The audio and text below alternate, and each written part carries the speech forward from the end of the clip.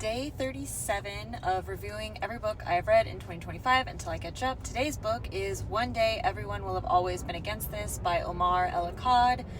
I was intrigued by this book because I had read a book from El-Akkad before and found it really fascinating, and so I wanted to, he's like a journalist, so I thought like the other book I'd read from him was fiction, so like reading like a nonfiction book from him I thought would be really interesting, and it was, in fact, extremely interesting.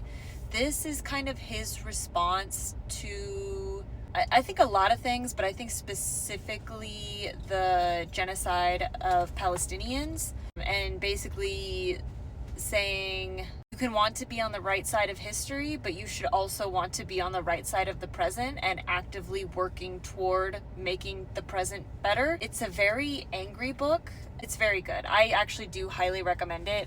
I'm very glad I read it. I actually listened to it, which I think was also a good experience, but I do kind of want to get a physical copy and like read it physically as a reread and be able to, you know, underline, digest a little bit more, because there were a lot of things that like got me thinking, and then I'd be thinking and then I'd lose track of like where we were at.